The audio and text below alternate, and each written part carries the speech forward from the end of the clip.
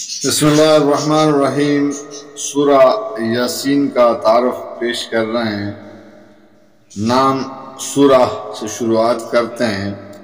آغاز ہی کے دو حرفوں کو اس سورے کا نام قرار دیا گیا ہے۔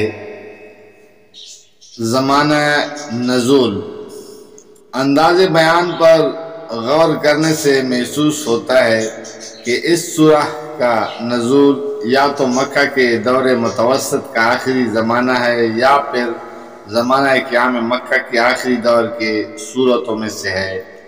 موضوع و مضمون، کلام کا مدعا کفار قریش کو نبوت محمدی پر ایمان نہ لانے اور ظلم و استہزاء سے اس کا مقابلہ کرنے کے انجام سے ڈرانا ہے۔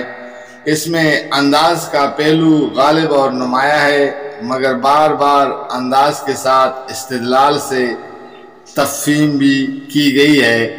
استدلال تین امور پر کیا گیا ہے: توحید پر، آثار کائنات اور عقل عام سے آخرت پر آثار کائنات، عقل عام اور خود انسان کے اپنے وجود سے، اور رسالت محمدی صلی اللہ علیہ وسلم کی صداقت پر اس بات سے کہ آپ تبلیغ رسالت میں یہ ساری مشقت محض بے غرضانہ برداشت کر رہے ہیں، اور اس عمل سے کہ جن باتوں کی طرف آپ لوگوں کو دعوت دے رہے ہیں وہ سراسر معقول تھی اور انہیں قبول کرنے میں لوگوں کا اپنا بھلا تھا۔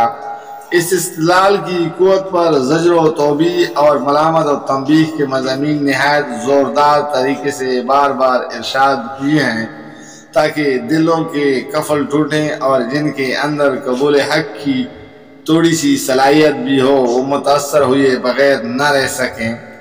امام احمد، ابو داؤد، نسائی، ابن ماجہ اور طبرانی وغیرہ نے موکل بن یسار سے روایت کیا ہے کہ نبی صلی اللہ علیہ وسلم نے فرمایا، یعنی یہ سورہ قرآن کا دل ہے۔ یہ اسی طرح کی تشبیہ ہے جس طرح سورہ فاتحہ کو ام القرآن فرمایا گیا ہے۔ فاتحہ کو ام القرآن قرار دینے کی وجہ یہ ہے کہ اس میں قرآن مجید کی پوری تعلیم کا خلاصہ آ گیا ہے، اور یاسین کو قرآن کا دھڑکتا ہوا دل اس لیے فرمایا گیا ہے کہ وہ قرآن کی دعوت کو نہایت پرزور طریقے سے پیش کرتی ہے، جس سے جمود ٹوٹتا اور روح میں حرکت پیدا ہوتی ہے۔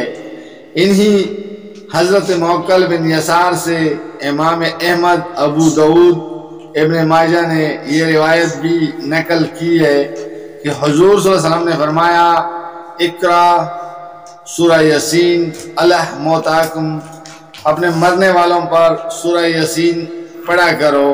اس کی مصلحت یہ ہے کہ مرتے وقت مسلمان کے ذہن میں نہ صرف یہ کہ تمام اسلامی عقائد تازہ ہو جائیں بلکہ خصوصیت کے ساتھ اس کے سامنے عالم آخرت کا پورا نقشہ بھی آ جائے، اور وہ جان لے کہ حیات دنیا کی منزل سے گزر کر اب آگے کن منزلوں سے اس کو سابقہ پیش آنے والا ہے۔ اس مصلحت کی تکمیل کے لیے مناسب یہ معلوم ہوتا ہے کہ غیر عربی داں آدمی کو سورہ یاسین سنانے کے ساتھ اس کا ترجمہ بھی سنا دیا جائے تاکہ تذکیر کا حق پوری طرح ادا ہو جائے۔ جزاک اللہ، فی امان اللہ۔